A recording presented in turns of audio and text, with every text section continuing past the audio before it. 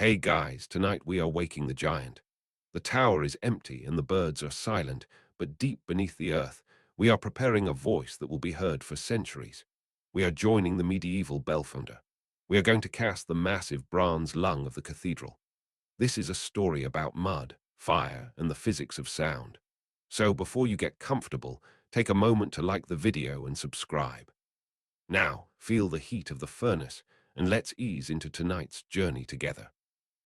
The pit is deep, deeper than a man is tall, deeper than two men standing one upon the other could reach. It has been dug into the earth beside the cathedral foundations, where the stone walls disappear into the ground and the smell of damp mortar still clings to the air. The workers have been at this excavation for days, removing bucket after bucket of dark soil, cutting through layers of clay and gravel and the compressed memories of centuries. The sides of the pit are smooth, carved with spades and reinforced with timber. Thick oak beams frame the opening above, creating a square of grey sky that seems very far away when you stand at the bottom. Down here, the world is different. The air is cool, even on the warmest summer days. It carries the scent of earth, that ancient smell of minerals and decay and patient darkness. There is moisture in the walls, beading on the clay where the diggers have cut through. The ground beneath your feet is firm but yielding, packed down by the weight of all those who have descended before you. The light that reaches this depth is indirect, filtered, softened by its journey from the surface. It creates shadows that pool in the corners and hide the true dimensions of the space. The master Bellfounder stands at the bottom of the pit. His name has been lost to time, but his work has not. He is perhaps 50 years of age, though the counting of years is inexact in these times. His hands are thick and scarred from a lifetime of handling hot metal and rough tools. His back is strong. His eyes are careful, measuring, always calculating weights and temperatures and the properties of materials most men never think about. He wears a leather apron, stained and burned in places, and his sleeves are rolled to the elbow despite the coolness of the pit. Around him, his assistants move with the practiced efficiency of men who have done this before. They are younger, stronger in some ways, but they defer to him in all things. They watch how he tilts his head when examining the pit walls. They notice when he kneels to touch the earth. They are learning a craft that cannot be written down, that exists only in the bodies and minds of those who practice it. The knowledge passes from master to apprentice like a flame moving from one candle to the next, never diminishing, always alive. The cathedral above them is not yet complete. Its walls rise toward heaven, but its voice is still trapped in the earth. A bell tower without a bell is like a throat without sound, a promise unfulfilled. The bishop has commissioned this work, and the contract is specific. The bell must be of a certain size, must produce a certain tone, must be capable of being heard across the valley and into the surrounding villages. It will call the faithful to prayer. It will mark the hours. It will sound in times of celebration and times of mourning. It will become part of the landscape itself, a sonic landmark that orients people in time and space. But first there is the pit, and the pit must become a furnace, a crucible, a womb. The Bellfounder walks the perimeter, his feet leaving impressions in the soft earth at the bottom. He is checking for water seepage, for soft spots that might collapse under weight, for anything that might compromise what is to come. The pit must be stable. When the molten bronze is poured, when the heat rises and the earth itself seems to sweat, there can be no movement, no shifting. Everything must hold. He nods to himself. The pit is good. The excavation has been done well. Now the real work begins. The loam arrives in baskets, carried down by the assistants on a wooden ladder that extends from the surface. They move carefully, one hand gripping the rough-hewn rungs, the other steadying their burden. The descent is slow, rhythmic, a vertical procession that will continue for days. Each basket contains a portion of the secret, the special mixture that will shape the mold. In the world above, men think of earth as simple dirt, as something beneath notice, something to be swept away or planted in. But the Bellfounder knows better. He knows that not all clay is equal, that earth itself has properties and qualities, strengths and weaknesses. The loam for a bell mold is not dug from any random field. It is selected. It is prepared. It is transformed from mere soil into something alchemical. The base material is clay. Good clay, dense and smooth, without stones or roots or organic debris. It has been sourced from a deposit several miles from the cathedral, from a place where the earth cuts down through layers of glacial till to a stratum of blue-gray clay so pure it feels almost soft between the fingers. This clay was formed millions of years ago, pressed and compressed by unimaginable weight, waiting in darkness for this purpose. Men have dug it out, basket by basket, and transported it here in carts drawn by patient oxen. But clay alone is not enough. Pure clay shrinks too much as it dries. It cracks. It warps. It cannot hold the fine detail that a bell mold requires. The Bellfounder knows this. Every Bellfounder knows this. The knowledge goes back centuries, passed down through generations of craftsmen who learned through trial and error, through success and failure, through bells that rang true and bells that cracked on first use. So the clay must be tempered. It must be cut with other materials that change its nature, that give it porosity and strength and resistance to the heat that will come. Sand arrives next. River sand, washed clean of silt and organic matter, dried in the sun until each grain is separate and distinct. The sand will create spaces in the clay matrix, tiny voids that allow moisture to escape as the mold dries. Without these spaces, the trapped water would turn to steam when the molten bronze is poured, and the steam would cause the mold to explode. Sand is patience. Sand is safety. Sand is the breath in the clay's lungs. Then comes the manure. Horse manure, aged and dried until it is no longer foul but merely earthy, broken down into fine fibers and small chunks. The workers bring it in sacks, and the smell, while not pleasant, is tolerable. The manure serves multiple purposes. Its organic fibers add structure, creating a network of connections through the mixture like the timbers that frame a building. As it burns away in the heat of the casting, it will leave behind thousands of tiny channels, more porosity, more pathways for gas to escape. The manure is transformation. It is present now, but will disappear, leaving only the ghost of its structure behind. The last ingredient is goat hair. Long strands of it, cut from the animals in spring when their winter coats are shed. The hair has been cleaned and carded, pulled straight, and separated into bundles. It looks almost like the hair on a woman's head, pale and fibrous, and oddly personal in this context of earth and industry. The hair will bind the mixture together, creating tensile strength that resists cracking.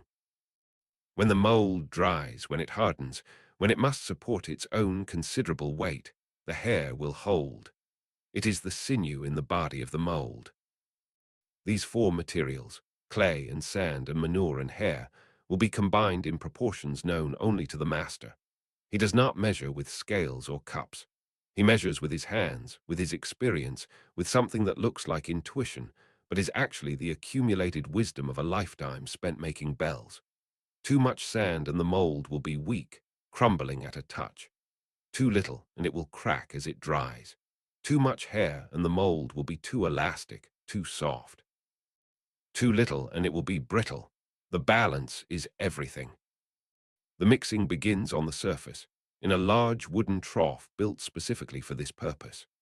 The trough is as long as two men lying head to foot, and wide enough that three men can work side by side within it. Its sides are high, nearly waist level, held together with iron bands that have been driven hot into the wood so they contracted as they cooled, gripping tight. The clay is dumped first, bucket after bucket of it, building a grey-brown mass in the center of the trough. The men break up the large chunks with mattocks, chopping and spreading until the clay is relatively even. Then the sand, scattered across the surface like snow falling on fields. The contrast is striking, the pale sand against the darker clay, and for a moment the surface looks geological, like a cross-section of the earth itself. The manure comes next, spread and scattered, and then the goat hair, which catches the light and seems to glow against the duller materials beneath it. For a moment, all the ingredients lie separate, distinct, each maintaining its own identity. But not for long. Water is added from buckets, poured in streams across the mass. Not too much, just enough. The Bellfounder watches carefully, his hand held up to stop the pouring when he judges the amount sufficient. Too wet, and the mixture will be soup, unusable. Too dry, and it will not combine, will remain separate components that refuse to unify. Now comes the mixing, not with tools, not with implements, with feet. The assistants remove their shoes, their hose, standing barefoot at the edge of the trough. They hitch up their garments to the knee, exposing pale skin that will soon be stained brown.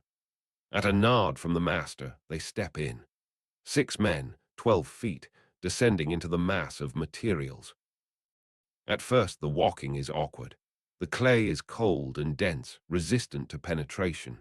Their feet sink slowly, and each step requires effort to pull free. But they persist, lifting one foot and then the other, beginning a slow march in place. They space themselves evenly across the trough, and their movements start to synchronize without anyone speaking a command. Left foot, right foot, left foot, right foot. The sound begins. Squelch. That wet suction as a foot pulls free from the clay. Stomp. That dull impact as it descends again, driving down, compressing the materials. Squelch. Stomp. Squelch. Stomp. The rhythm is hypnotic, relentless, the sound of work being done, of transformation in progress. As the feet knead the mixture, the separate materials begin to disappear into each other. The sand works its way into the clay. The manure breaks down further, its fibers distributing through the mass. The goat hair spreads like roots seeking water, threading through and binding. The water activates the clay, making it plastic, allowing it to flow around the other ingredients, coating each grain of sand, each fiber, each hair. The work is hard.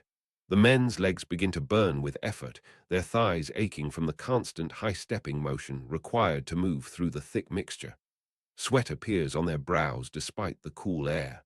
They breathe heavily, their exhalations creating small clouds in the underground atmosphere. But they do not stop. They cannot stop. The mixture must be smooth. It must be uniform. It must be perfect. The master walks around the trough, watching. He looks at the consistency, at how the material behaves when a foot is lifted, at whether it flows back to fill the depression or holds its shape. He reaches in occasionally, taking a small amount in his hand, squeezing it, feeling the texture between his fingers. He is looking for that perfect balance between too dry and too wet, between too loose and too tight. He is looking for the moment when the mixture becomes something more than its parts. Hours pass. The men take turns, some stepping out to rest, while others step in to continue the work. The mixing must be constant, thorough, complete. There can be no pockets of unmixed clay, no clumps of dry material, no areas where the hair has tangled without distributing. Every foot of every man must press into every inch of the mixture, creating a homogeneity that looks simple but requires enormous effort to achieve. The sound continues. Squelch, stomp, squelch, stomp. It becomes the heartbeat of the work, the rhythm that drives everything forward. The men stop talking, stop thinking about anything except the next step and the step after that. Their minds empty, becoming as smooth as the mixture they are creating. There is something meditative about this, something that takes them out of themselves, out of the ordinary flow of time. They are becoming part of the process, extensions of the Bellfounder's will, instruments of transformation. Slowly, gradually, the mixture changes. It becomes smoother, more uniform in color. The separate materials are no longer visible. The clay and sand and manure and hair have unified into something new, a composite material that has properties none of its components possessed alone. It is now loam, the sacred substance of the Bellfounder's art. The Bellfounder reaches in again, taking a larger handful. He rolls it between his palms, forming a ball. He squeezes it, watching how it deforms, how it holds the impression of his fingers. He drops it from waist height onto a board. It hits with a satisfying thud, neither splattering like mud nor crumbling like dry earth. It maintains its shape, cohesive and firm. He nods. The mixture is ready. The baskets are filled, and the descent begins. One man after another carries the loam down the ladder into the pit, carefully, steadily, building a pile at the bottom that grows with each trip. The work is backbreaking. The baskets are heavy. The ladder is long. But the work continues without complaint, without rest beyond what is necessary to prevent collapse. Down in the pit, the master begins to prepare the foundation. At the very center, a thick wooden pole has been set into the ground, driven deep and braced so that it stands perfectly vertical. This pole is the axis around which everything will revolve, the fixed point from which all measurements will be taken. It will remain in place throughout the construction of the mold, removed only at the very end. Around this central pole, a circular foundation is built from bricks. These are not ordinary bricks, but special refractory bricks, made to withstand the intense heat that will come. The Bellfounder and his assistants lay them carefully, using a compass to ensure the circle is perfect, checking and rechecking the radius. The bricks are mortared with a mixture similar to the loam, but with less organic material, something that will harden into stone-like durability. The circle is not large at first, perhaps 3 feet across, but it rises quickly as layer after layer of brick is added.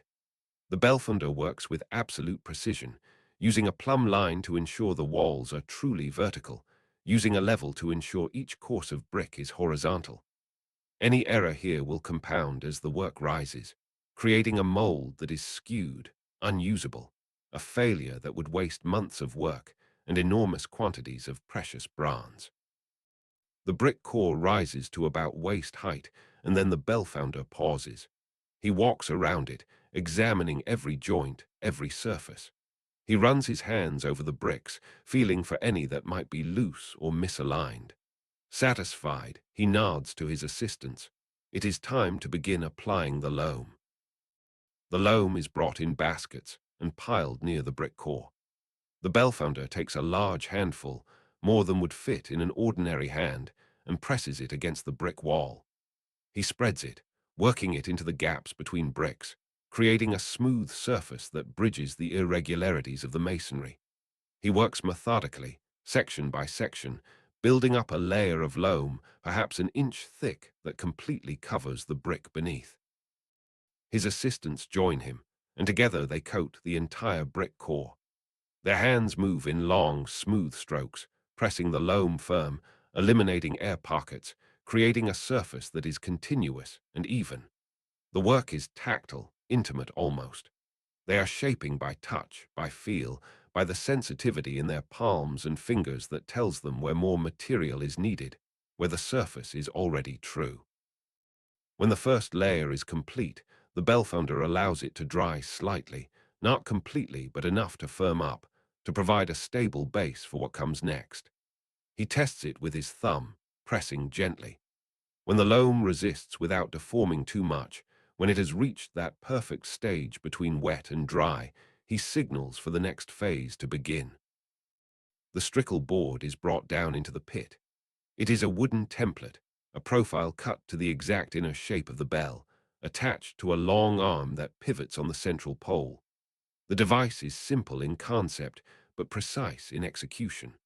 The profile has been carved by the master himself, working from calculations that exist only in his mind, from knowledge of how sound waves travel through bronze, how thickness affects tone, how curve influences resonance.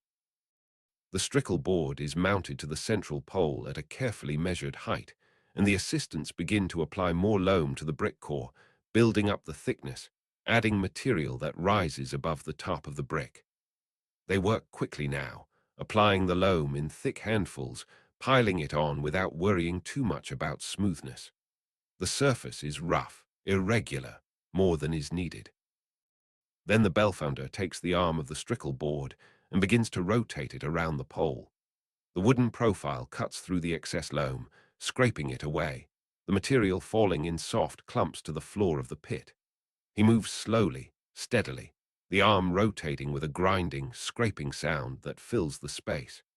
The sound is almost musical in its way, a low rasp that has rhythm and pitch, that changes slightly as the blade encounters areas of different thickness. Around and around he goes, the strickle board scraping, cutting, shaping. Where there is too much loam, it is removed. Where there is too little, he stops, and his assistants pack in more material, and then he continues his rotation. Gradually, magically, the rough pile of loam transforms. A curve emerges, smooth and perfect, the exact mathematical shape required for the inner surface of a bell.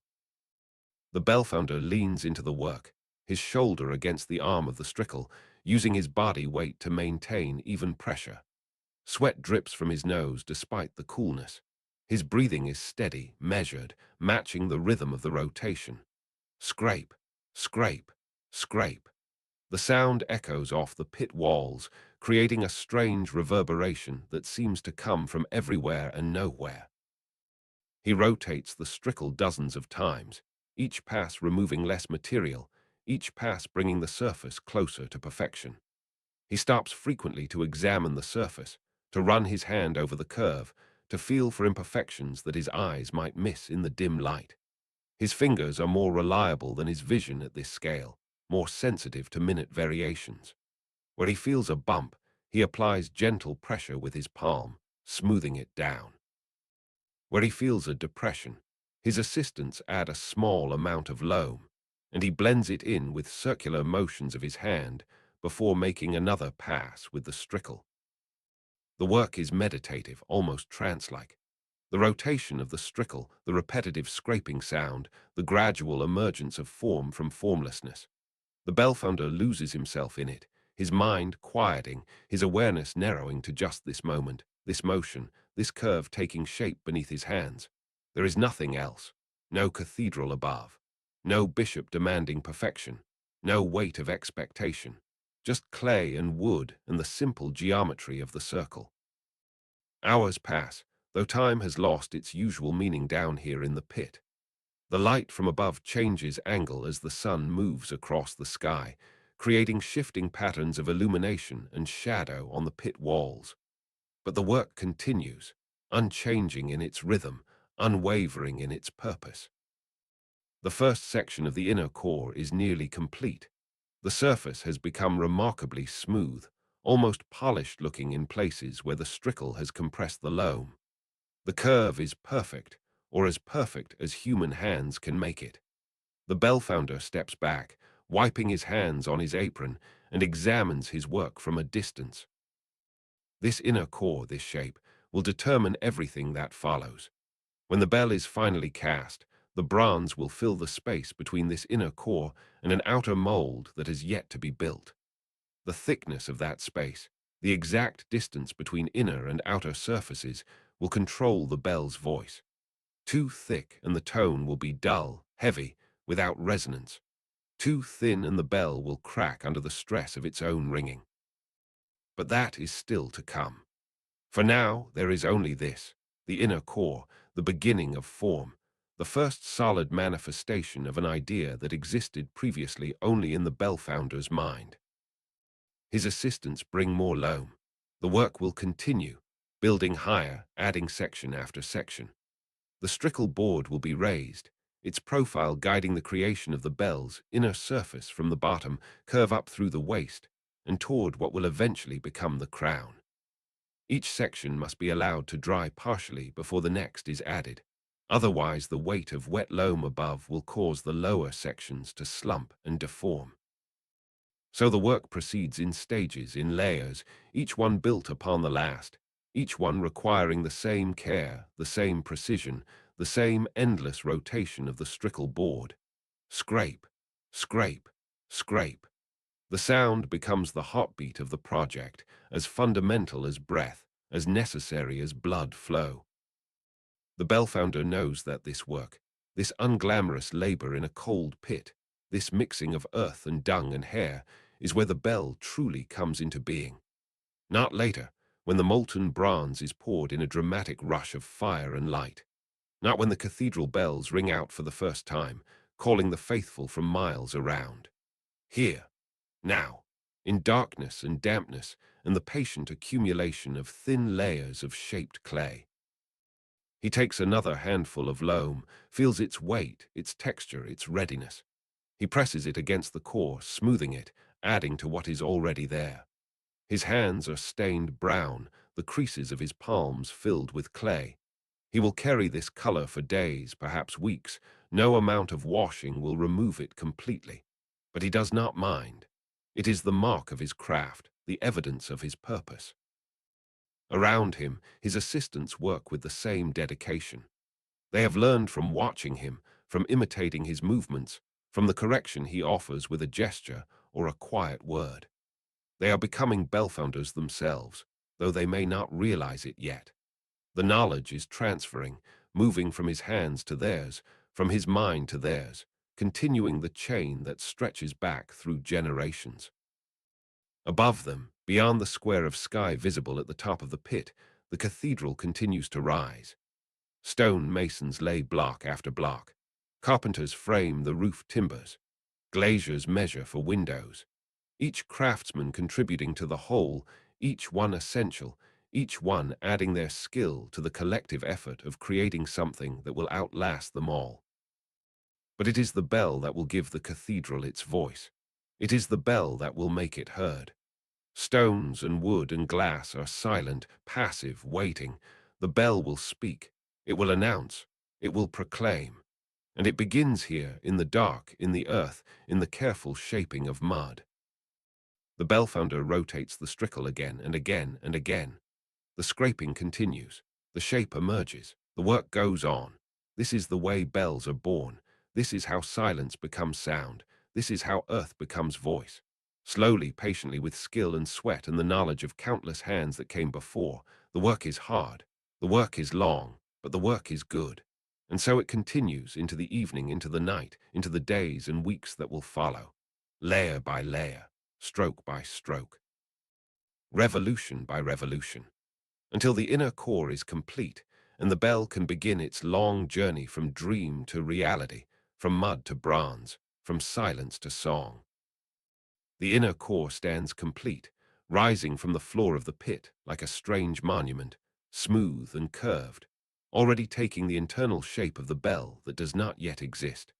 It has dried for weeks, slowly, carefully, fires of charcoal burning in braziers around it to draw out the moisture without causing cracks. The surface is hard now, nearly stone-like, ready for what comes next. But the bellfounder cannot simply build the outer mold directly upon this core. There must be a space between, a precise gap that will be filled with bronze, and to create this space, he must first build something that will later be destroyed. He must build the false bell. The false bell is a ghost, a temporary form, an expendable sacrifice.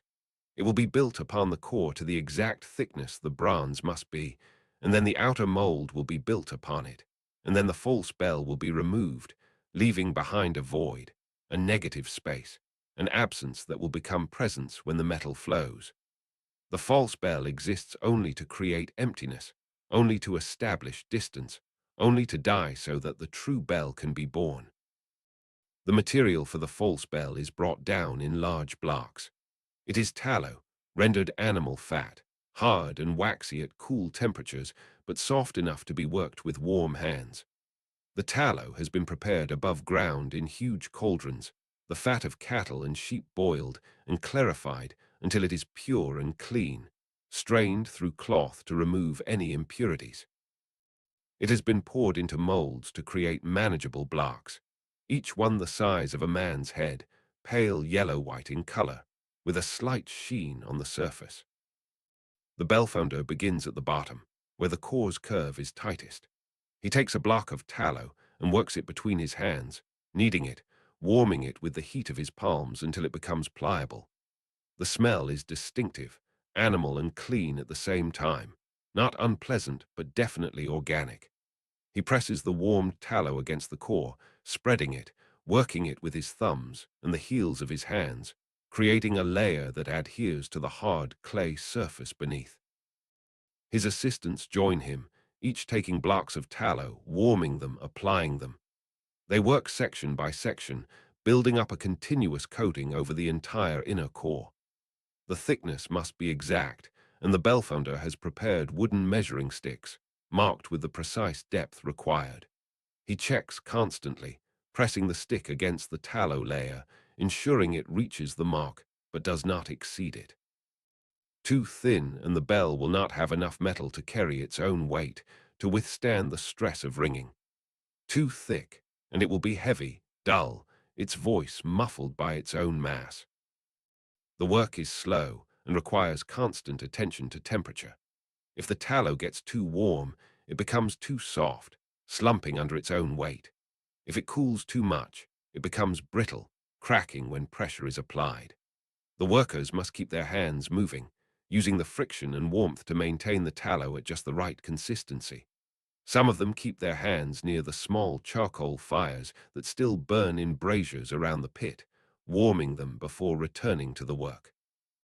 The dance of warm hands and cool tallow creates a rhythm, a pattern of movement that fills the space.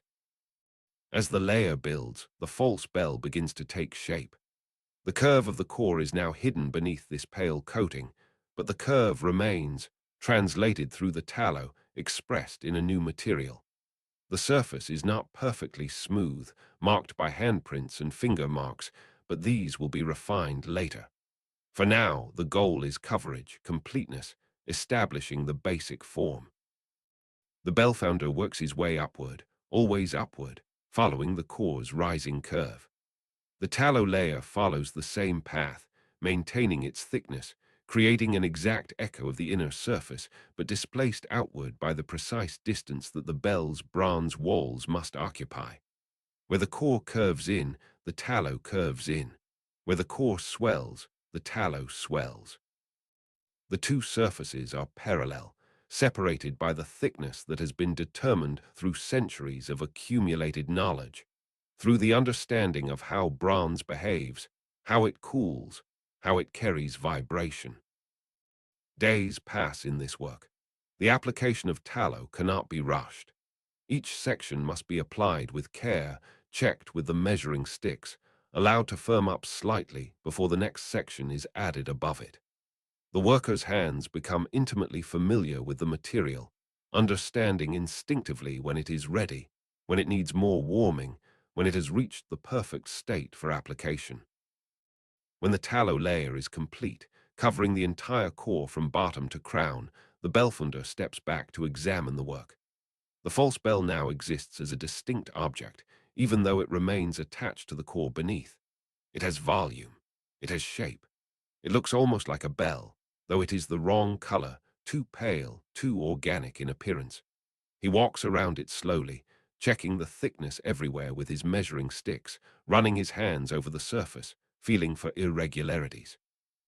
Satisfied with the basic form, he turns to the decoration. A bell is not merely a functional object. It is also a sacred thing, a voice that will speak of God, that will mark the hours of prayer, that will call the community to worship. It must be adorned with images and words that reflect its holy purpose. But these decorations cannot be carved directly into the tallow, for the tallow is temporary, soon to be destroyed.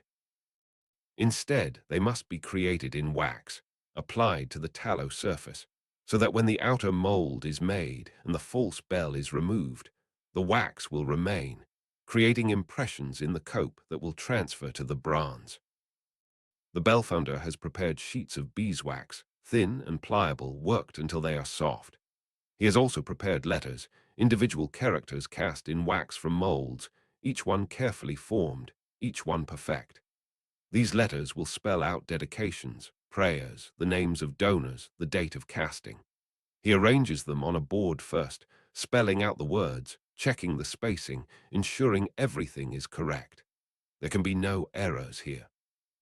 The words will be permanent, cast in bronze, visible for centuries. He begins to apply the wax letters to the tallow surface. Each letter is pressed gently into place, adhering to the soft tallow beneath. He works slowly, placing each character with precision, maintaining even spacing, keeping the lines straight. The words take shape. Prayers in Latin, invocations of saints, the year of our Lord rendered in Roman numerals. The wax stands proud of the tallow surface, creating a positive relief that will become a negative impression in the cope, which will in turn become a positive relief again in the final bronze bell. In addition to letters, there are images. The Bellfounder has wax figures prepared, small sculptures of saints and angels, crosses and sacred symbols. These too are pressed into the tallow, carefully positioned, creating a devotional tableau around the circumference of the false bell. A figure of the Virgin Mary, her hands clasped in prayer. A representation of the patron saint of the cathedral, angels with spread wings. A crucifix. Each image is placed with reverence, with an understanding that these are not mere decorations, but participants in the bell's sacred function. The work of decoration takes days. Each letter must be placed individually. Each image must be positioned carefully. The Bellfounder works with the concentration of a scribe illuminating a manuscript with the devotion of a monk at prayer. His assistants help, but he oversees every placement, checking every detail.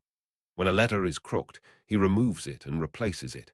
When an image is not quite right, he adjusts it, pressing it more firmly or repositioning it slightly. When the decoration is complete, the false bell is covered with words and images, a complete program of religious iconography and sacred text.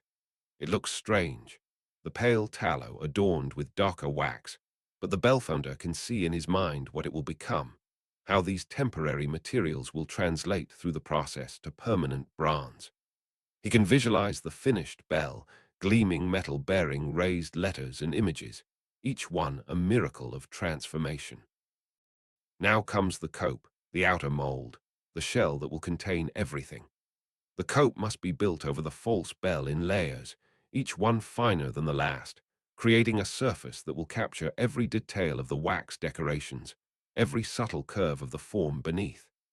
The innermost layer must be the finest, made from clay that has been ground and sifted until it is nearly as smooth as flour, mixed with water to the consistency of thick cream.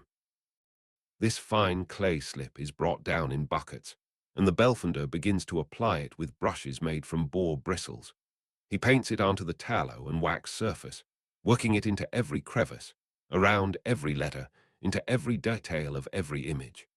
The brush strokes are gentle, careful not to disturb the wax, careful to create a continuous coating that touches every surface. The clay slip flows around the decorations, capturing their shape in liquid form that will soon harden. He works systematically, section by section, painting the entire surface of the false bell. The slip is thin enough to show every detail but thick enough to build up. He applies multiple coats, allowing each one to dry slightly before adding the next, building up a layer perhaps a quarter-inch thick. The work is painstaking, requiring absolute focus. A missed spot would create a flaw in the final bell, a place where the bronze might not flow properly, or where the surface might be rough or incomplete. When the fine inner layer is complete, dried to a leather-hard state, the Bellfounder switches to coarser clay. This second layer is thicker, applied with hands rather than brushes, built up to give strength to the mold. The clay is mixed with sand and chopped straw, giving it body, making it resistant to cracking. He presses handfuls against the inner layer, smoothing it out, building up thickness, creating structural integrity. Layer after layer is added, each one coarser than the last, each one thicker. The outermost layers include larger pieces of broken brick, chunks of old pottery, anything that will add bulk and mass without requiring vast quantities of clay. The cope grows thicker, heavier, transforming from a thin shell into a substantial structure.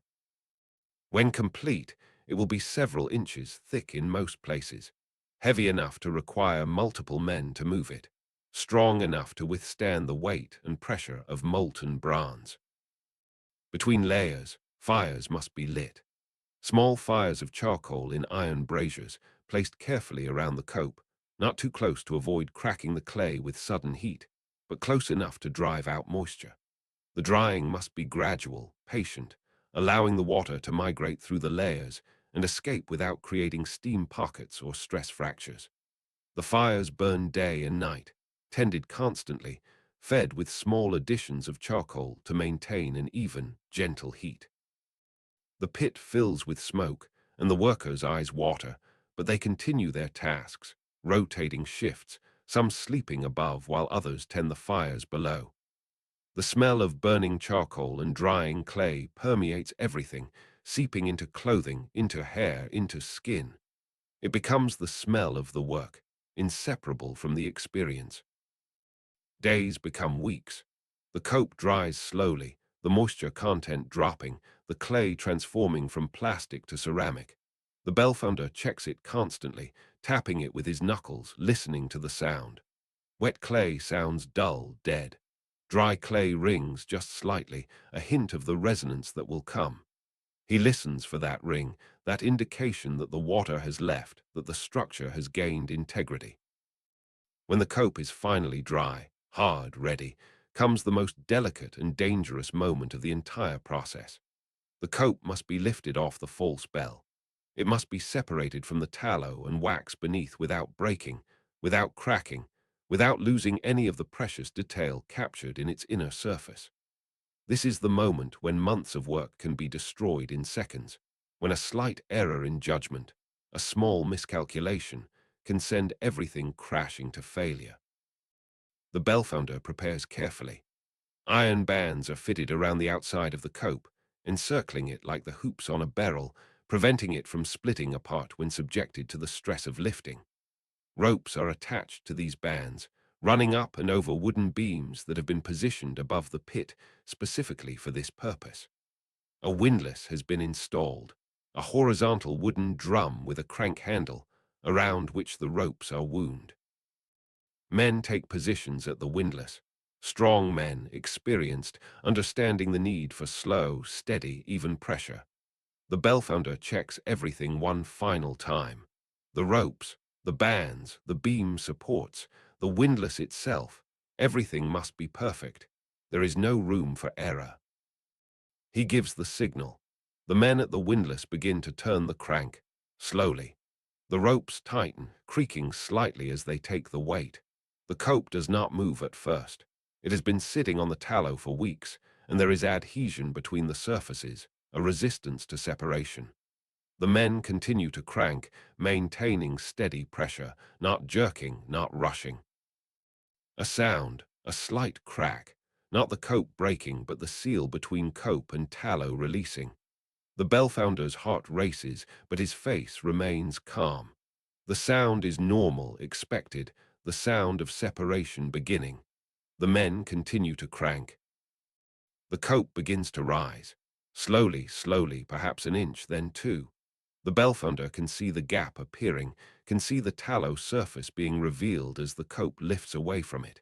He watches for any sign of trouble, for any indication that the cope is cracking, that the lift is uneven, that disaster is imminent. But the cope holds. The bands around it are doing their job, containing the structure, keeping it whole. Higher, the cope rises clear of the false bell, suspended now in the air, held by the ropes, swaying slightly. The men at the windlass maintain tension, holding the weight steady. Other workers move in with support beams, wooden props that will hold the cope suspended above the pit while it is swung to the side.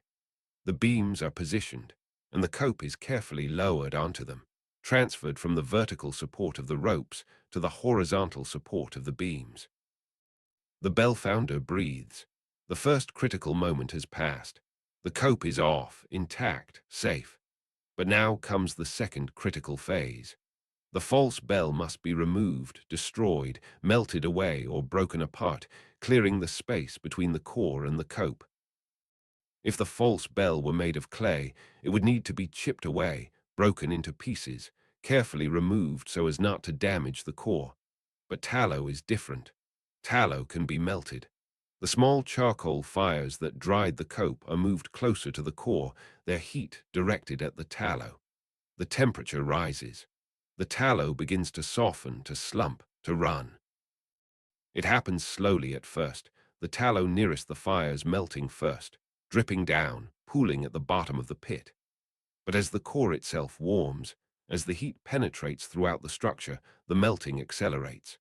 The false bell, so carefully built, so precisely measured, begins to disappear. The tallow runs in streams, in rivers, flowing down the curves of the core, dripping, pooling, turning from solid to liquid.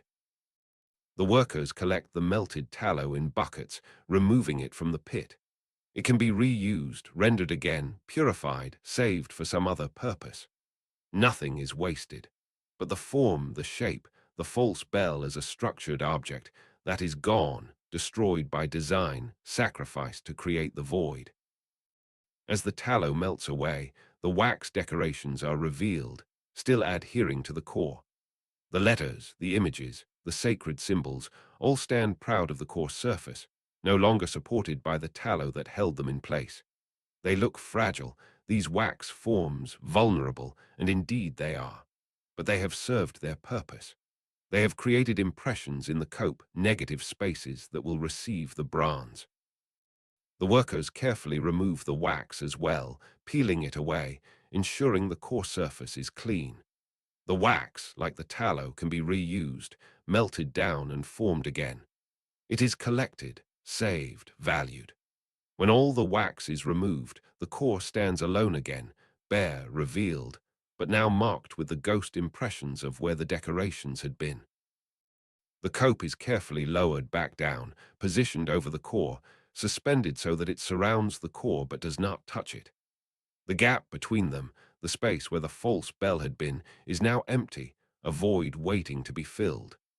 This gap is the bell in potentia, in negative space. Soon it will be filled with bronze, and the negative will become positive, the absence will become presence, the nothing will become everything. But first, the bronze must be made ready. The furnace must be built.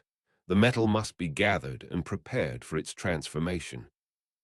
The furnace is constructed above ground, near the edge of the pit, close enough that the molten metal can be poured directly down into the waiting mold, but far enough that the intense heat does not pose a danger to the wooden supports of the pit itself. It is a temporary structure, built for this single casting, to be dismantled afterward. But while it stands, it must be capable of generating temperatures that exceed 1500 degrees, hot enough to turn solid copper and tin into flowing liquid. The design is called a reverberatory furnace, a structure where the flame does not touch the metal directly, but reflects off a curved roof, concentrating heat downward onto the charge of metal below. The Bellfounder has built such furnaces before, many times, and knows the proportions by heart, the angles and dimensions that create the most efficient heat transfer. The base is laid first, stones set into the earth, creating a stable foundation that will not shift or settle under the weight of the structure above. Refractory bricks are then laid, the same special heat-resistant bricks used in the core of the bell mold, capable of withstanding temperatures that would cause ordinary brick to melt or crumble.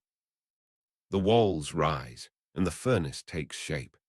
A rectangular chamber with an arched roof, an opening at one end for feeding fuel, an opening at the other for the draft, and a trough at the bottom where the molten metal will collect. The curved roof is critical. It must reflect heat downward without developing cold spots where the metal might solidify. The Bellfounder oversees its construction personally, checking the curve with templates, ensuring the bricks are laid to the exact angle required. The interior of the furnace is coated with a wash of clay and lime, creating a smooth surface that will help reflect heat more efficiently. A chimney is built, rising high above the furnace, creating draft, pulling air through the structure, feeding oxygen to the fire.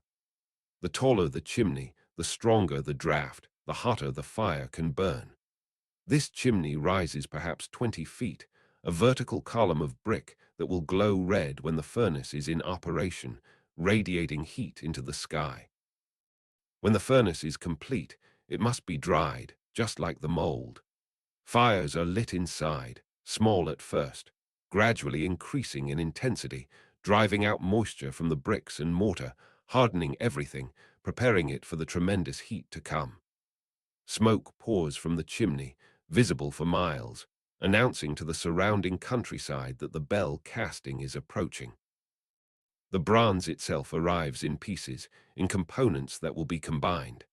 Bronze is not a pure metal but an alloy, a mixture of copper and tin in specific proportions. For a bell, the ratio is critical. Too much tin and the bronze becomes brittle, prone to cracking. Too little and the metal is too soft, the tone muddy. The correct proportion, discovered through centuries of trial and error, is approximately 4 parts copper to 1 part tin, though the Bellfounder adjusts this slightly based on his experience, on the specific qualities he wants the bell to have. The copper arrives in ingots, rough bars of reddish metal, each one heavy, perhaps 40 pounds, stacked in a cart. There are hundreds of them, representing months of work by miners and smelters, men who extracted ore from the earth, who fired it in furnaces, who separated the pure copper from the rock that contained it. Each ingot has been assayed, tested for purity, stamped with marks indicating its source and quality. The Bellfounder examines them, selecting the best, rejecting any that show signs of impurities or flaws. The tin arrives separately, more precious, more expensive. Tin is rarer than copper, harder to find, more difficult to smelt.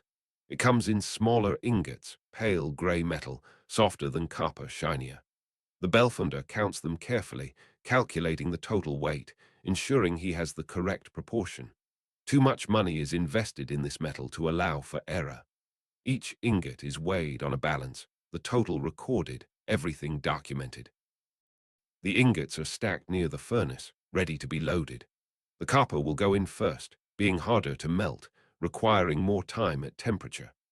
The tin will be added later, after the copper has liquefied, stirred in to create the alloy. But that is still to come.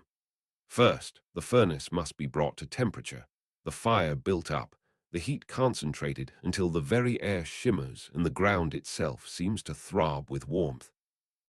Logs are stacked inside the furnace chamber, hardwood that has been dried for years, oak and ash, dense wood that burns hot and long. The stacking is done with care, creating channels for air to flow, ensuring the fire will not be smothered by its own fuel. Kindling is placed beneath, and the first flames are lit. The fire grows slowly at first, the kindling catching, the smaller pieces of wood igniting, the flames spreading and climbing. The Bellfounder and his assistants feed larger pieces into the growing blaze, building it up, layer by layer, increasing the intensity. The chimney begins to draw, pulling smoke upward, creating a roar of draft that sucks air through the fuel bed and exhales heat.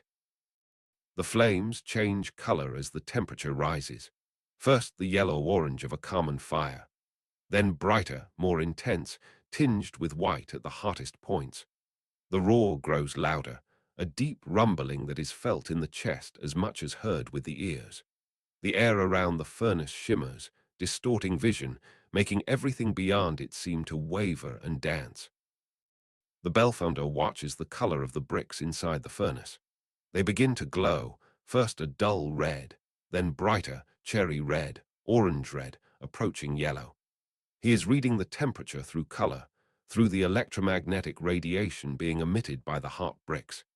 His eye is calibrated by years of experience. He knows when the furnace is ready, knows the exact shade of glow that indicates sufficient heat. More wood is fed in, continuously now, maintaining the temperature, keeping the furnace at its peak. Men work in rotation, approaching the furnace to throw in logs, and then retreating from the heat, their faces flushed, their bodies sweating despite the cool air at a distance. The heat is immense, overwhelming, dangerous. Leather aprons provide some protection, but the men can only stay near the furnace for brief periods before needing to step away to cool down, to let another take their place. When the furnace is at temperature, the copper ingots are loaded.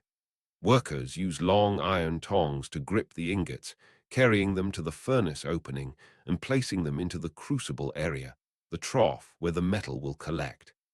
The ingots are stacked carefully, creating a pile of solid copper inside the inferno. And then the waiting begins. The copper resists melting at first. It grows hot, glowing red like the bricks around it, but remains solid. The heat must penetrate throughout each ingot, raising its entire mass to the melting point. The workers continue to feed the fire, maintaining temperature, watching the copper, waiting for the transformation. It happens gradually. The edges of the ingots begin to soften to round, to lose their sharp definition. A corner sags, droops, flows downward. A surface becomes shiny, liquid, reflective. The transformation spreads, one ingot beginning to slump into molten form, then another, the solid copper becoming liquid copper, glowing orange-white in the heat. The sight is mesmerizing. The metal flows like water but thick, viscous, heavy. It pools in the trough, spreading, combining, individual ingots losing their identity and merging into a single mass of liquid copper. The surface of the molten metal is mirror bright, reflecting the flames above, rippling slightly with currents driven by differences in temperature. It is beautiful and terrifying, this liquid rock, this elemental transformation.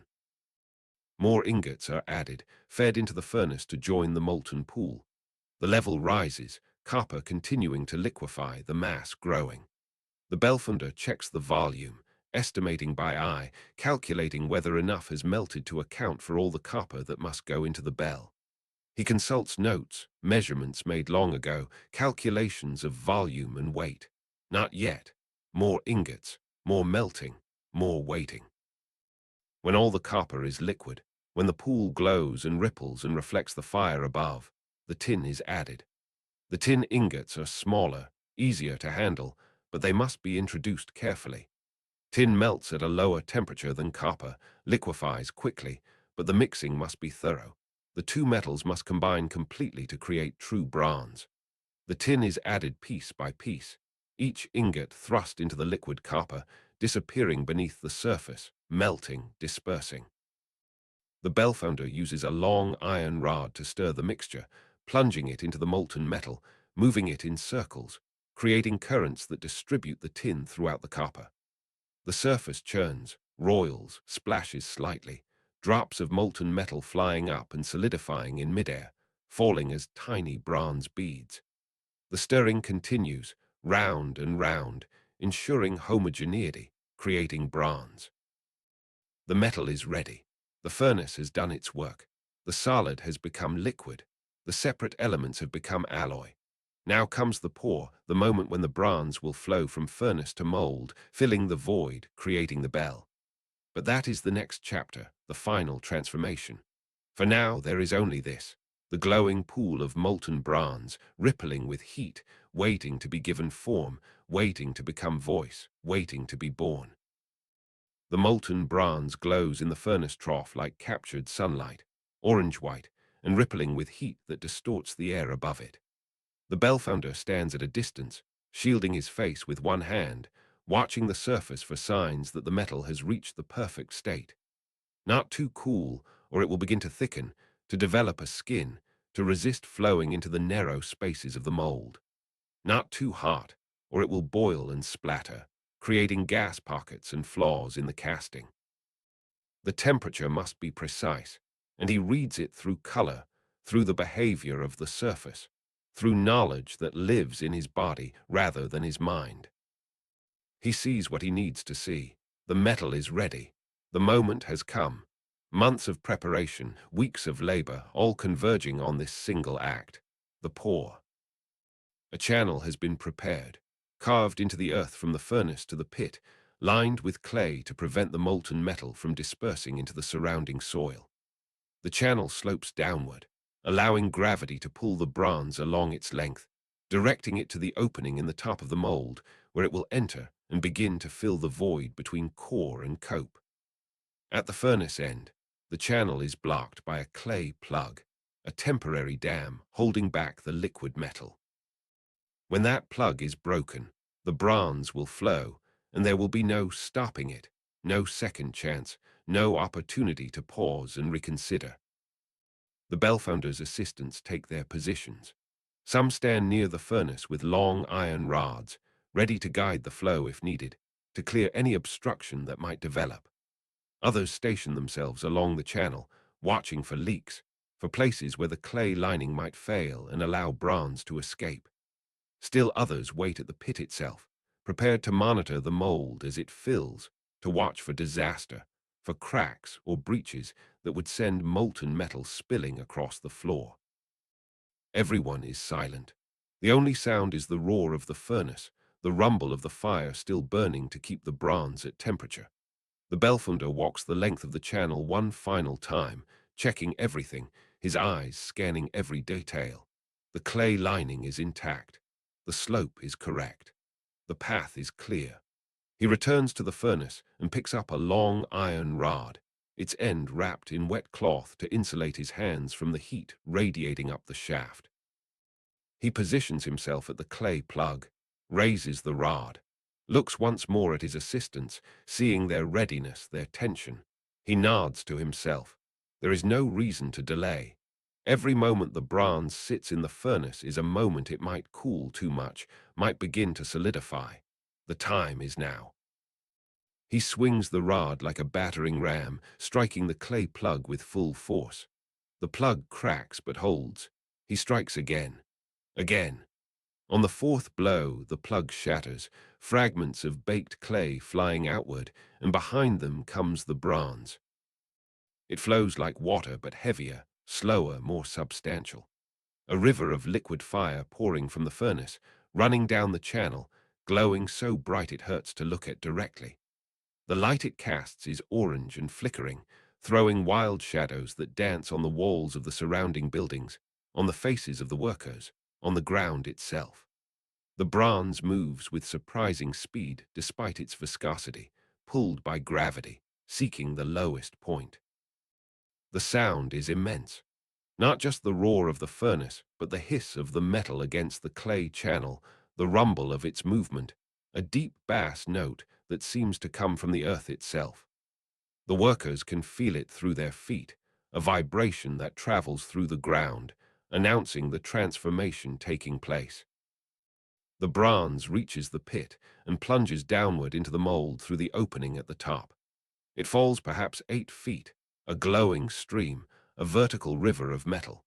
When it strikes the bottom of the mold cavity, it splashes, spreading outward, beginning to fill the space between core and cope. The impact creates a sound like thunder contained, a boom that resonates in the chest cavity that seems to shake the foundations. The Bellfounder moves to the edge of the pit, looking down, watching the level rise.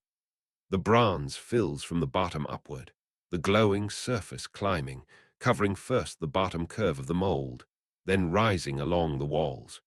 He can see it only through the opening at the top, but he tracks its progress by the light it casts, by the glow that intensifies as more metal enters the cavity, by the heat that begins to radiate upward from the pit. The pour continues.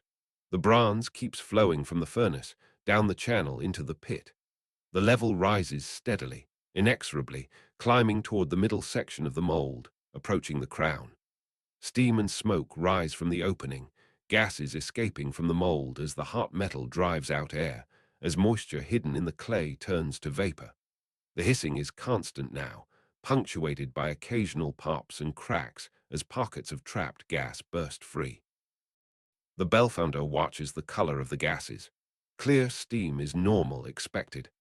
But if the smoke turns black, it means organic material in the mold is burning, creating soot that might contaminate the bronze surface. If the steam carries a greenish tint, it indicates the bronze itself is vaporizing, the temperature too high, the metal boiling. He sees neither. The pour is clean.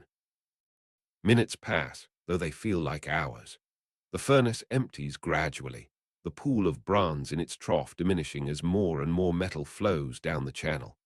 The workers near the furnace use their iron rods to scrape the sides of the trough, ensuring every last bit of bronze is directed toward the channel, that none is wasted. Bronze is precious, expensive, and there is exactly enough for this bell and no more. Every ounce must reach the mold. The glow from the pit intensifies as the mold fills. The heat becomes almost unbearable even at a distance. The workers back away, their faces red, their clothes soaked with sweat despite the evening coolness. But they cannot leave. They must watch, must be ready to respond if something goes wrong. A crack in the cope would send bronze spilling out, would require immediate action to dam the flow, to prevent the molten metal from spreading across the ground, or worse, down into someone's leg or foot. But the cope holds. The months of careful construction, the layers upon layers of clay, the slow drying, the iron bands encircling the structure, all of it does its job. The mold contains the bronze, directs it, shapes it, transforms the flowing liquid into the form of a bell. The level reaches the top. The opening begins to overflow slightly, bronze pooling around its edges, excess metal that will later be chipped away. This overflow is intentional, ensuring the mold is completely filled, that there are no voids or gaps at the crown. Better to have too much than too little. The furnace is empty now, the last of the bronze having flowed down the channel. The fire still burns, but the trough is dark, the metal gone. Workers use shovels to spread sand over any spilled bronze along the channel, beginning the cleanup even as the metal in the mold is still liquid, still glowing. The Bellfounder allows himself to breathe. The pour is complete. The most dangerous part is over. The bronze is where it needs to be, contained within the mold, taking the shape of the bell. Now begins the waiting. The pit glows like a giant ember radiating heat that can be felt from yards away. The ground around it is hot to the touch. Workers cannot approach it, cannot look into it, cannot do anything but wait for the bronze to cool and solidify. This process cannot be rushed. The metal must transform at its own pace, following the laws of physics and chemistry that govern such things. Deep within the mold, the bronze begins to change. The outer surfaces, those touching the clay of the core and cope, cool first, the clay drawing heat away, conducting it outward into the earth. A solid skin forms, a thin layer of bronze that has crossed the threshold from liquid to solid. But the interior remains molten, still glowing, still hot enough to melt iron. As the skin thickens, as solidification progresses inward from both surfaces, stresses develop. Bronze contracts as it cools, shrinking, pulling inward. If the cope were rigid, if it could not accommodate this shrinkage, the bell would crack as it solidified, the internal stresses exceeding the strength of the forming metal. But the cope is not rigid. The clay gives slightly, compressing under the pull of the contracting bronze, allowing the metal to shrink without breaking. This is one of the secrets of the craft, one of the reasons the mold must be made just so, with just the right amount of give, the right balance between strength and flexibility. Hours pass. The glow from the pit fades gradually, orange becoming red, becoming dark red, becoming a barely visible heat shimmer. The Bellfounder places guards around the pit, men who will ensure no one approaches, no one falls in, no child or animal wanders too close to the residual heat. The danger is less now than during the pour, but it remains. The pit will be hot for days. Night falls. The glow is more visible in darkness, the pit radiating like a window into deeper fire. Stars wheel overhead, indifferent to the human drama below. The cathedral walls rise black against the sky, the unfinished tower a jagged silhouette. Somewhere in the distance, a dog barks. The world continues, oblivious to the transformation taking place in the earth. By morning, the visible glow is gone. The pit appears dark, though the heat remains. A hand held over the opening can still feel warmth rising.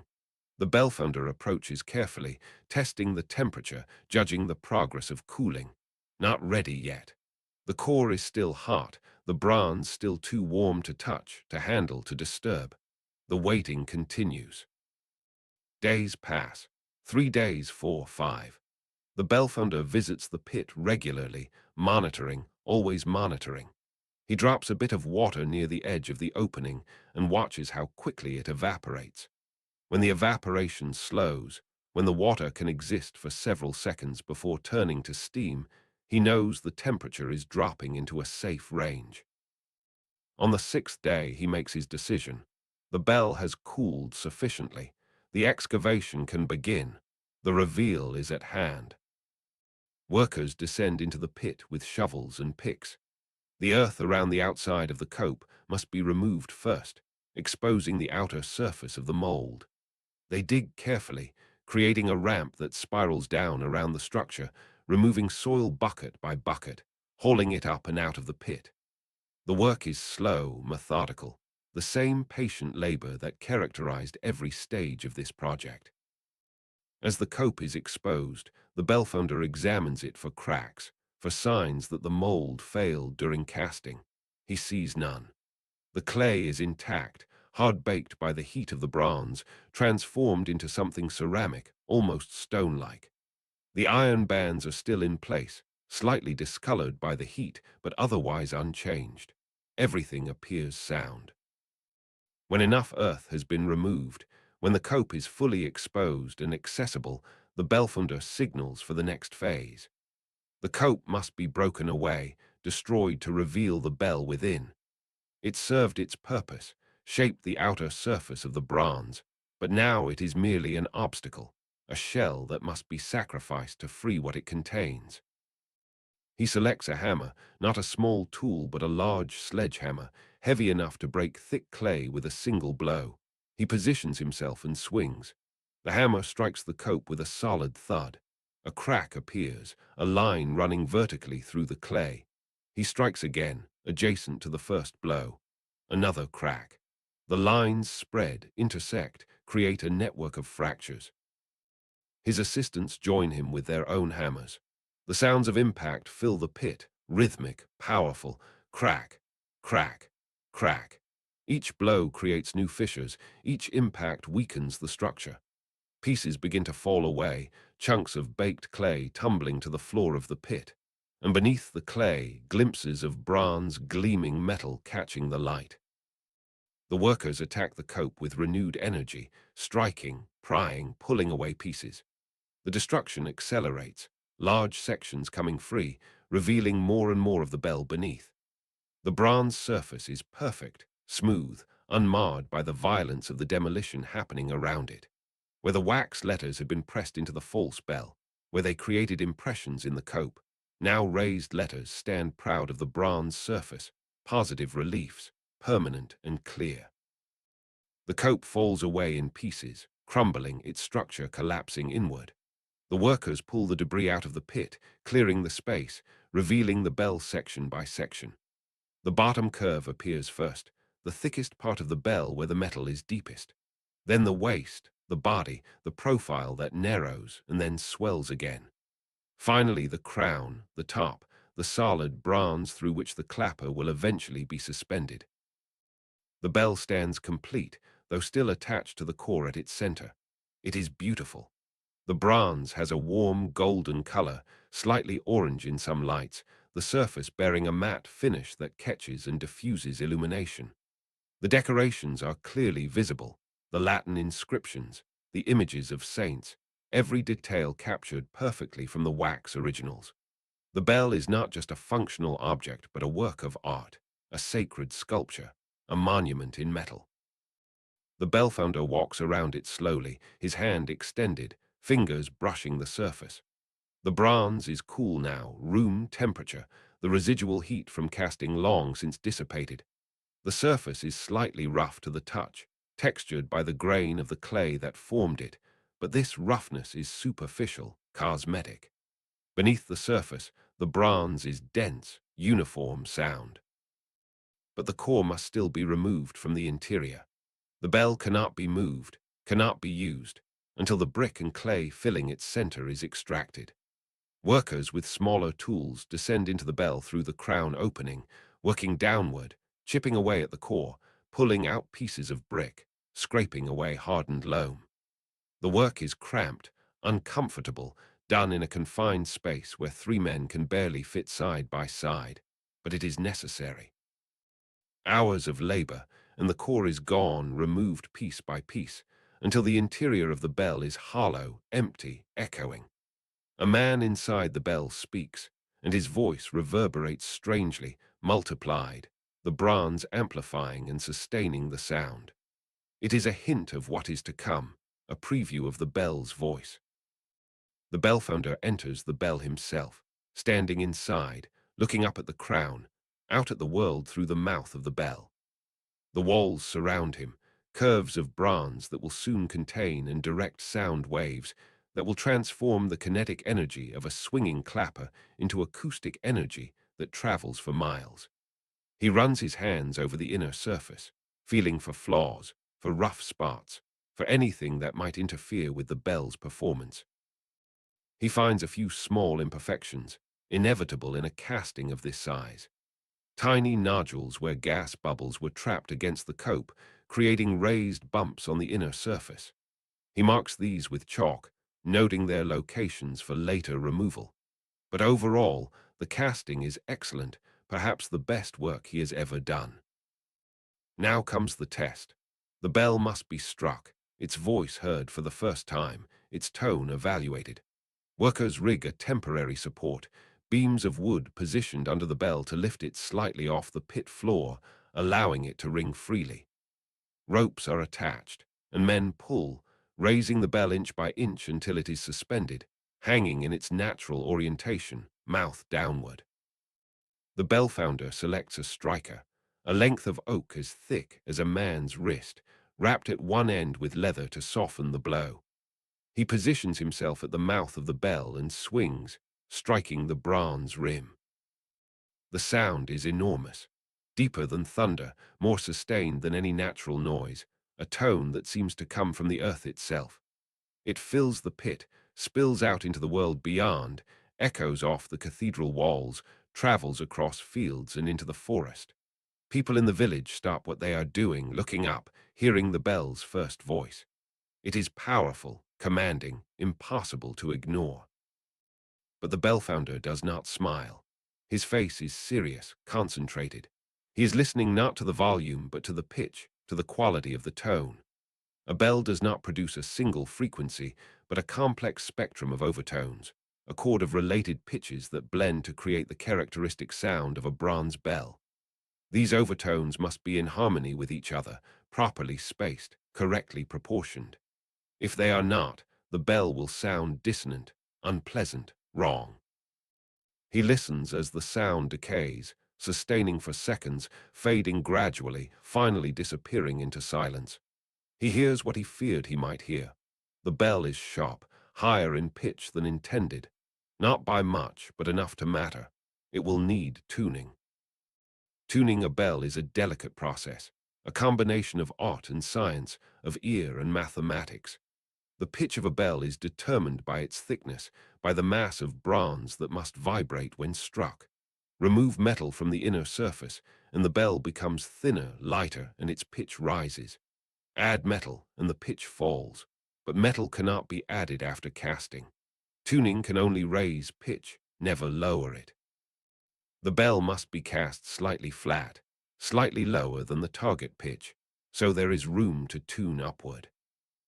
The Bellfounder had intended this bell to sound a specific note, a pitch that harmonizes with other bells in the region, that creates pleasing intervals when rung in sequence with them.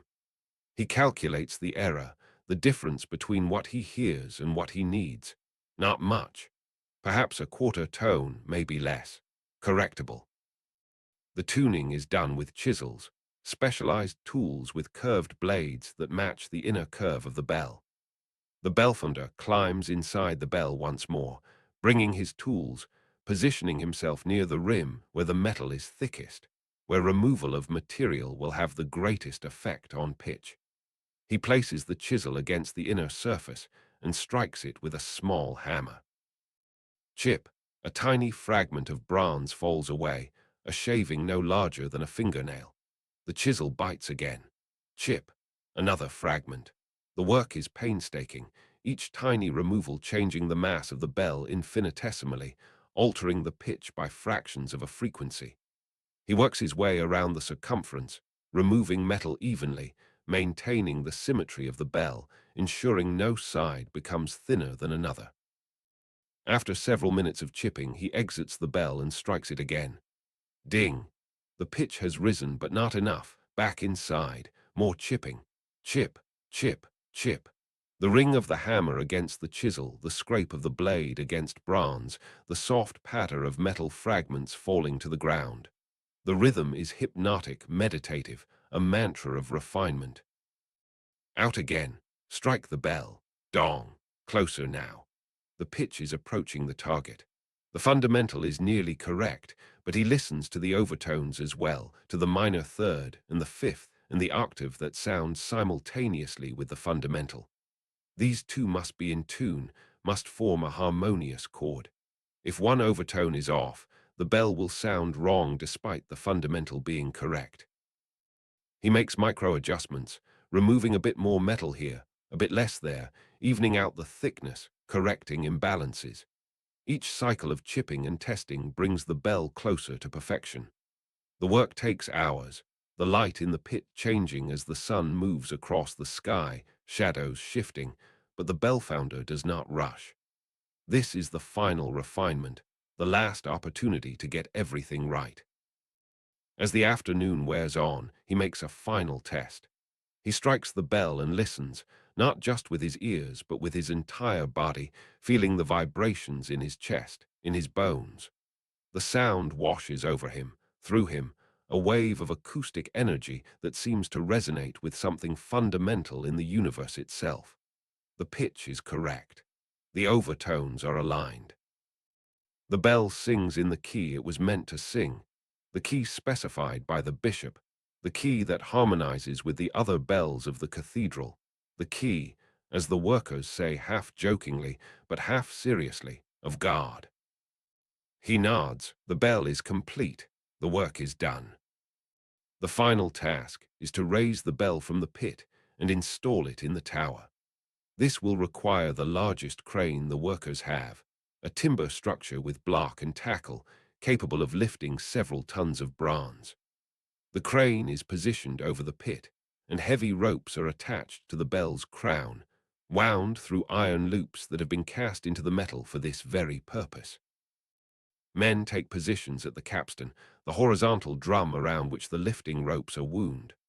On a signal from the Bellfounder, they begin to walk, circling the capstan, taking up slack, and then lifting, raising the bell inch by inch.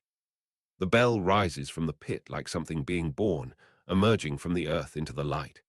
It sways slightly on its ropes, rotating gently, the decorations catching the sun, letters and saints and sacred symbols gleaming.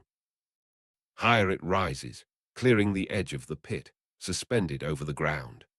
The crane beam creaks under the weight but holds. The bell is swung to the side, moved clear of the pit, lowered carefully onto a wooden cart that has been prepared with heavy timbers and padding to support the mass. The bell settles onto the cart with a solid thud, and the ropes are secured to prevent it from shifting during transport. Oxen are hitched to the cart, and the slow procession to the cathedral begins. The bell moves through the village, people lining the route, watching in silence, witnessing the passage of something that will mark their lives for generations. Children stare wide-eyed. Old men remove their caps. Women make the sign of the cross. The bell is not just metal. It is a presence, a power, something that transcends its material nature. At the cathedral, the bell is lifted again, raised by crane up the side of the tower, a vertical journey of 100 feet or more. Workers guide it through the bell chamber opening, position it on its frame, a massive structure of oak timbers that will support the weight and absorb the shock of the bells swinging. The clapper is installed, a heavy iron pendulum suspended inside the bell, designed to strike the inner wall when the bell is rung. The bell is secured, tested, adjusted. The Bellfounder climbs the tower one last time, inspecting every connection, every support, ensuring everything is sound. He tests the ropes that will control the bell, pulling them, feeling the resistance, checking that the mechanism works smoothly. Satisfied, he descends the tower and stands in the cathedral yard, looking up at the bell chamber where his work now hangs. The bishop approaches, asks if the bell is ready. The bellfounder nods. The bishop signals to the bell ringer, a young man who has been training for this moment. The young man climbs the tower, takes hold of the rope, and pulls. The bell swings, the clapper strikes, and the voice rings out, the great bronze tongue speaking for the first time in its permanent home. The sound fills the valley, rolls across fields and forests, reaches villages miles away. People stop and listen, hearing the new voice in their landscape, the call that will mark their hours, their celebrations, their mornings, their lives. The bellfounder listens with the others, but his listening is different. He hears the pitch he tuned so carefully, the overtones he aligned, the resonance he created through months of labor. He hears perfection, or as close to it as mortal hands can achieve, and he is satisfied. The bell rings again, and again, 7 times in total, announcing its existence to the world. Then silence returns, the last vibrations fading into the air, leaving only memory and anticipation of the next ringing. Back at the casting site, workers begin to fill the pit. Shovel by shovel, the earth is returned to the hole from which it came. The pit that has been the center of so much activity, the womb from which the bell was born, is erased, covered, returned to ground level. Soon grass will grow over it, and only those who were present will remember that anything extraordinary happened here. The bellfounder gathers his tools, packs his equipment. His work in this place is finished. There are other cathedrals, other commissions, other bells waiting to be born. He will move on, as he always does, carrying his knowledge with him, ready to begin the process again in some other city, some other pit dug into the earth. But for now there is rest. The bell hangs in its tower, silent until called upon to speak. The furnace has gone cold. The pit is filled. The ropes and pulleys have been stored away. The workers have dispersed to their homes, to their families, to their ordinary lives. The bellfounder stands alone in the cathedral yard as evening falls, looking up at the tower one final time. The bell is invisible from this angle, hidden within its chamber, but he knows it is there. He knows every inch of it, every curve, every letter, every molecular structure of the bronze. He created it, or rather, he midwifed it, guiding it from idea to reality, from earth and fire to metal and voice. The stars begin to appear in the darkening sky. A cool breeze moves across the yard, carrying the scent of earth and stone and the faint residual smell of smoke from fires long extinguished. Somewhere in the distance, a night bird calls. The world settles into sleep. And as the great bronze shape hangs silent in the tower, waiting for the rope to pull, the fire in the pit dies down. The work is done. Sleep well.